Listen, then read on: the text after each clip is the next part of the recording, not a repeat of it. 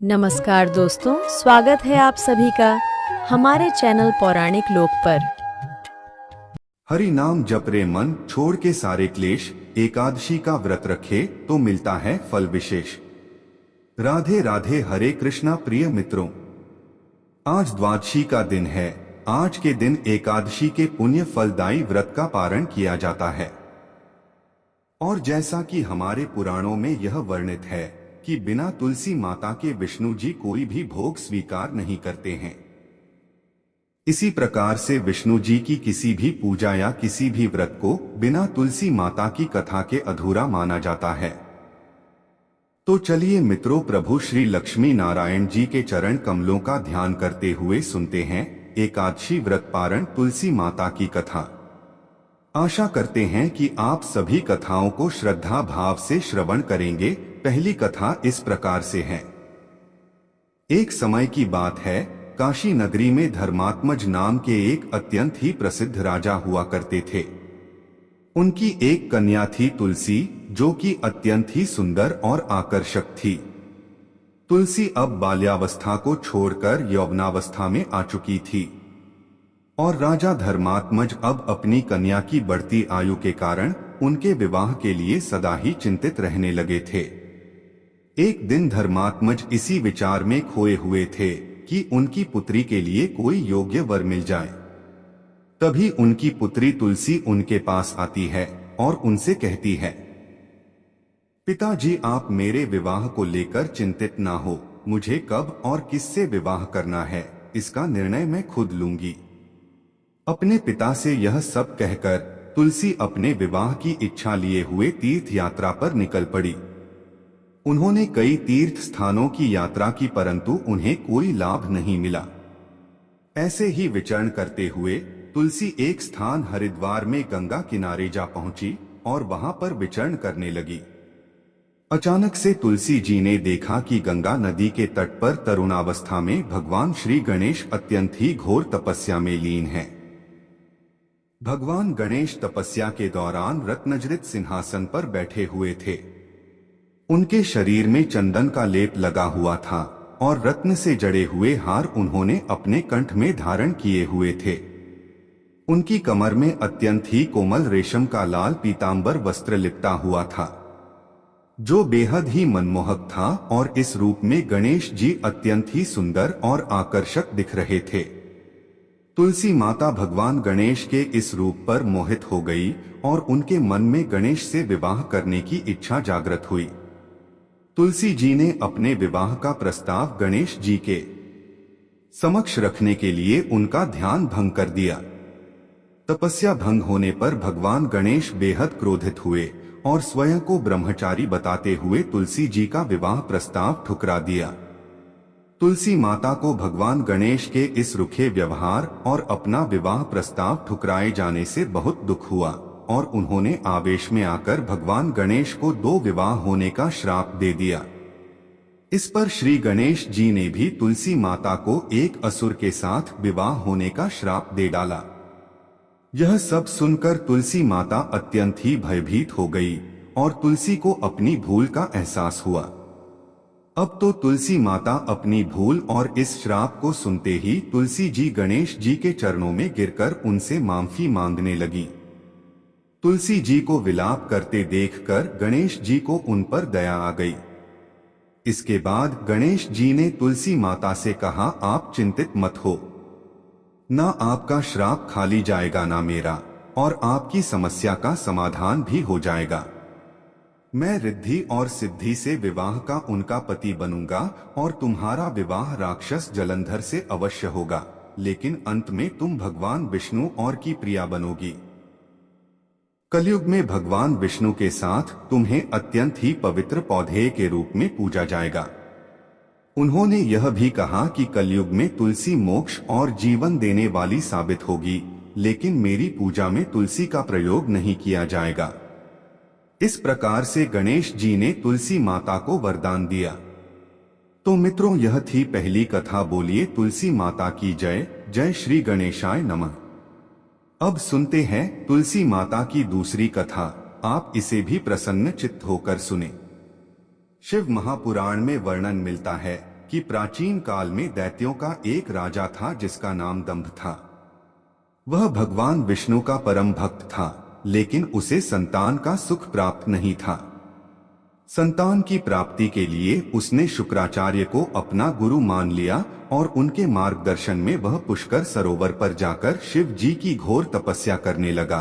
साथ ही साथ वह श्री कृष्ण मंत्र का भी जाप करने लगा। उसकी घोर तपस्या से प्रसन्न होकर शिवजी ने उसे संतान प्राप्ति का वरदान दिया और भगवान विष्णु ने उसे कृष्ण कवच प्रदान किया। कहा जाता है कि दंभ के पुत्र का जन्म भगवान शिव के तेज से हुआ था। कुछ समय बाद राजा दंभ के यहाँ एक तेजस्वी पुत्र का जन्म हुआ। यह बालक आगे चलकर जालंधर के नाम से पराक्रमी राजा बना और इसकी राजधानी का नाम जालंधर नगरी रखा गया। दंभ ने अपना कृष्ण कवच अपने पुत्र जालंधर को प्रदान कर दिया और इस प्रकार जालंधर ने भी अपने पिता के पदचिह्नों पर चलते हुए कठोर तप करने का निर्णय लिया। उसने ब्रह्मा जी को प्रसन्न करने के लिए तपस्या की और उनके आशीर्वाद से अमरता का वरदान प्राप्त कर लिया। ब्रह्मा जी ने उसे यह वरदान दिया कि कोई भी देवता उसका वध नहीं कर सकेगा। इसके अतिरिक्त ब्रह्मा जी ने उसे सलाह दी कि वह बद्रीवन जाकर तपस्या कर रही धर्मध्वज की पुत्री तुलसी से विवाह कर ले। ब्रह्मा जी के निर्देशानुसार जब जालंधर विवाह के योग्य हुआ तो दैत्य राज की कन्या वृंदा का विवाह जालंधर से संपन्न हुआ। जालंधर ने तुलसी से विवाह किया और दोनों अपने जीवन को प्रेम पूर्वक व्यतीत करने लगे। जालंधर के पास अमरता का वरदान और भगवान श्री कृष्ण का कवच था, इस कारण उसकी शक्ति असीम थी। जालंधर एक क्रूर महाराक्षस था जो सदा ही अपनी सत्ता के मद में चूर रहता था। विवाहित होने बाद भी एक समय उसने माता लक्ष्मी को पाने की कामना से देवताओं से युद्ध करने का निर्णय लिया। उसने अपने पूरे बल और पूरी सेना के साथ युद्ध आरंभ किया। देवताओं और असुरों के बीच यह भीषण युद्ध बहुत समय तक चला। अपने बल के प्रभाव से उसने देवताओं, गंधर्वों, किन्नरों और त्रिलोक के अन्य प्राणियों को अपने अधीन कर लिया। त्रिलोक पर उसके अत्याचार और शक्ति के आगे कोई भी टिक नहीं सकता था। उसने सभी देवताओं को पराजित कर दिया, परंतु माता लक्ष्मी को पराजित नहीं कर सका, क्योंकि माता लक्ष्मी का जन्म भी समुद्र यानी कि जल से हुआ था। समुद्र से ही उत्पन्न होने के कारण माता लक्ष्मी ने उसे अपने तेज से, अपने बल से पराजित कर दिया और भाई के रूप में स्वीकार कर लिया। वहां से पराजित होकर वह देवी पार्वती की सुंदरता पर मोहित हो गया और पार्वती माता को पाने की लालसा से कैलाश पर्वत पर गया। उसके मन में यह विचार आया कि लक्ष्मी जी न सही तो देवी पार्वती को तो मैं अवश्य ही प्राप्त कर लूं। जालंधर ने माता पार्वती को छलने के लिए एक योजना बनाई और वह भगवान देवाधिदेव शिव का ही रूप धरकर माता पार्वती के समीप गया। मां पार्वती ने उसे अपने समक्ष देखते ही अपने योग बल और सतीत्व से उसे तुरंत पहचान लिया तथा वहां से अंतर्ध्यान हो गई और भगवान विष्णु के समक्ष वैकुंठ धाम में पहुंची। वहां जाकर देवी पार्वती ने क्रोधित होकर सारा वृतांत भगवान विष्णु को सुनाया। मित्रों, दरअसल जालंधर की पत्नी वृंदा अत्यंत पतिव्रता स्त्री थी और उसी के पतिव्रत धर्म की शक्ति से जालंधर न तो मारा जाता था और न ही पराजित होता था। इसीलिए जालंधर का नाश करने के लिए वृंदा के पतिव्रत धर्म को भंग करना बहुत जरूरी था। इधर जालंधर की शक्ति से भयभीत होकर सभी देवता ब्रह्मा जी के पास गए और उनसे इस समस्या के समाधान का उपाय पूछा। ब्रह्मा जी ने देवताओं को भगवान विष्णु के पास जाने का सुझाव दिया। भगवान विष्णु ने स्थिति को समझकर बताया कि जालंधर का वध केवल भगवान शिव के त्रिशूल से ही संभव है। अतः सभी देवता भगवान शिव के पास गए और उनसे सहायता मांगी। भगवान शिव ने उनकी सहायता का आश्वासन दिया और अपने एक गण चित्ररथ को जालंधर के पास दूत बनाकर भेजा। चित्ररथ ने जालंधर को समझाने का प्रयास किया कि वह देवताओं को उनके अधिकार लौटा दे और अपने राज्य में लौट जाए, परंतु जालंधर ने इसे ठुकरा दिया और युद्ध करने की ठानी। इस पर भगवान शिव स्वयं युद्ध के लिए प्रस्थान कर गए। उनके नेतृत्व में देवताओं और दानवों के बीच भीषण युद्ध हुआ, लेकिन ब्रह्मा जी के वरदान के कारण जालंधर को कोई भी देवता पराजित नहीं कर सका। भगवान शिव ने अपनी शक्ति से जालंधर पर त्रिशूल चलाने का प्रयास किया, किंतु आकाशवाणी हुई कि जब तक जालंधर के पास भगवान श्री कृष्ण का कवच और उसकी पत्नी तुलसी का सतीत्व अडिग है, तब तक उसका वध संभव नहीं। यह सुनकर भगवान विष्णु ने वृद्ध ब्राह्मण का रूप धारण किया और जालंधर के पास जाकर श्री कृष्ण कवच का दान मांगा। भगवान के स्वरूप और उनके आने का उद्देश्य नहीं जानकर जालंधर ने सहजता से श्री कृष्ण कवच दान कर दिया। इसके बाद भगवान विष्णु ऋषि का वेश धारण कर वन में जा पहुंचे, जहां वृंदा अकेली भ्रमण कर रही थी। भगवान के साथ दो मायावी राक्षस भी थे, जिन्हें देखकर वृंदा भयभीत हो गई। ऋषि रूपी विष्णु जी ने वृंदा के सामने छल करने के लिए अपने बल और तप से दोनों राक्षसों को भस्म कर दिया। उनकी शक्ति को देखकर वृंदा बहुत प्रभावित हो गई। वृंदा ने मन में विचार किया कि क्यों न मैं इनसे कैलाश पर्वत पर महादेव के साथ युद्ध कर रहे अपने पति जालंधर के बारे में पूछूं। ये इतने ज्ञानी मालूम पड़ते हैं, जरूर ही ये मेरी समस्या का समाधान करेंगे। ऋषि रूपी विष्णु जी ने वृंदा की बात को सुना और अपने माया जाल से दो वानर प्रकट कर दिए। एक वानर के हाथ में जालंधर का सिर था तथा दूसरे के हाथ में उसका धड़ था। अपने पति की यह दशा देखकर वृंदा मूर्छित होकर गिर पड़ी। होश में आने पर उन्होंने ऋषि रूपी भगवान से विनती की कि वह उसके पति को जीवित कर दे। भगवान ने अपनी माया से पुनः जालंधर का सिर धड़ से जोड़ दिया, परंतु स्वयं भी वह उसी शरीर में प्रवेश कर गए। वृंदा को इस छल का जरा आभास न हुआ। जालंधर बने भगवान के साथ वृंदा का पतिव्रता का व्यवहार करने लगी, जिससे उसका सतीत्व भंग हो गया। ऐसा होते ही वृंदा का पति जालंधर युद्ध में हार गया। इस सारी लीला का जब वृंदा को पता चला तो उसने क्रोधित होकर भगवान विष्णु को शिला बन जाने का श्राप दे दिया। अपने भक्त के श्राप को भगवान विष्णु ने स्वीकार किया और शालिग्राम पत्थर बन गए। सृष्टि के पालनकर्ता के पत्थर बन जाने से ब्रह्मांड में असंतुलन हो गया। इसके बाद सभी देवताओं ने वृंदा से प्रार्थना की वह जल्द ही भगवान विष्णु को श्राप मुक्त कर दें। इसके बाद वृंदा ने भगवान विष्णु को तो श्राप मुक्त कर दिया, लेकिन उसने खुद आत्मदाह कर लिया और स्वयं सती हो गई। जिस स्थान पर वृंदा भस्म हुई वहां उसी राख से तुलसी का पौधा उग गया। भगवान विष्णु ने वृंदा से कहा कि हे वृंदा, तुम अपने सतीत्व के कारण मुझे लक्ष्मी से भी अधिक प्रिय हो गई हो। अब तुम तुलसी के रूप में सदा मेरे साथ रहोगी। जो मनुष्य भी मेरे शालिग्राम रूप के साथ तुलसी का विवाह करेगा, उसे इस लोक और परलोक में विपुल यश प्राप्त होगा। जिस घर में तुलसी होगी वहां यम के दूत भी असमय नहीं जा सकते। गंगा व नर्मदा के जल में स्नान करना तथा तुलसी का पूजन बराबर माना जाएगा। चाहे मनुष्य कितना भी पापी क्यों न हो, मृत्यु के समय जिसके मुख में तुलसी मंजरी रहे और गंगा जल मुख में रखकर निगल जाएगा, वह व्यक्ति सभी पापों से मुक्त होकर मेरे धाम बैकुंठ लोक को प्राप्त होगा।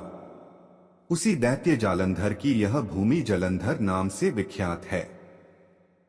प्रिय मित्रों, तो यह थी तुलसी माता के विवाह की कथा। अब चलिए मित्रों सुनते हैं तुलसी माता की अन्य कथा। एक समय की बात है, एक गांव की सभी महिलाएं मंदिर में जाकर तुलसी माता को रोजाना सींचती थीं।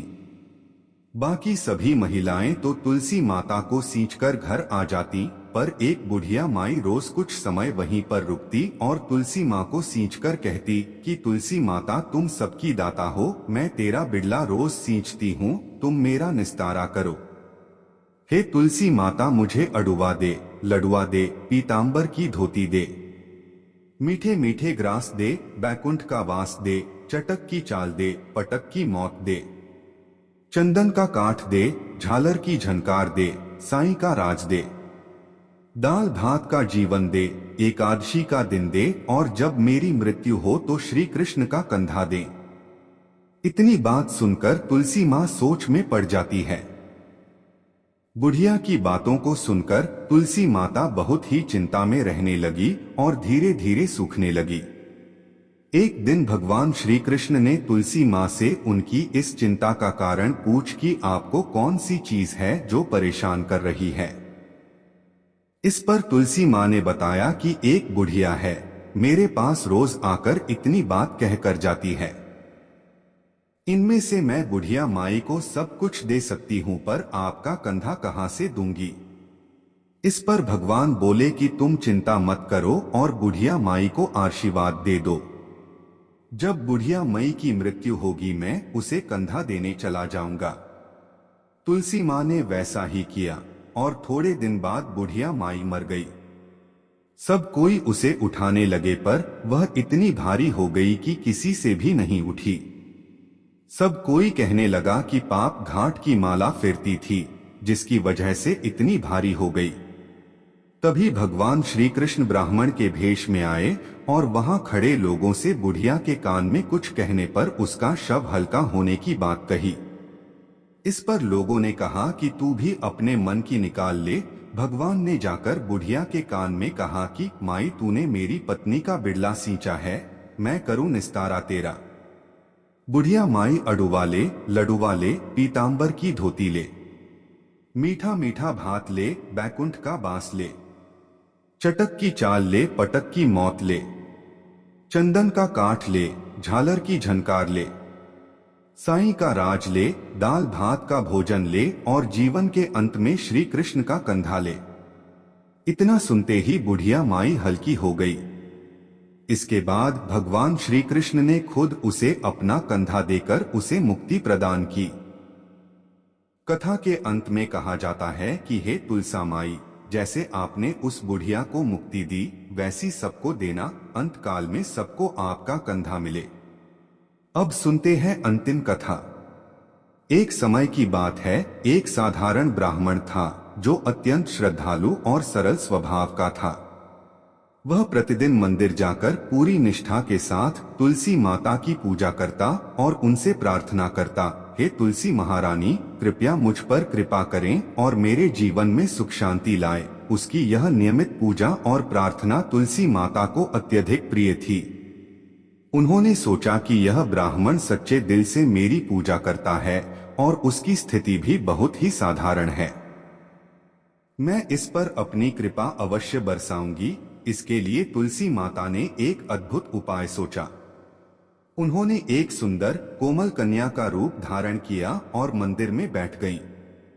जब ब्राह्मण मंदिर में आया तो उस कन्या ने उससे कहा, हे ब्राह्मण, क्या मैं आपके घर आ सकती हूँ? ब्राह्मण यह सुनकर चिंतित हो गया, क्योंकि पहले से ही उसके घर में 6 बेटियां थीं और उसके पास सीमित साधन थे।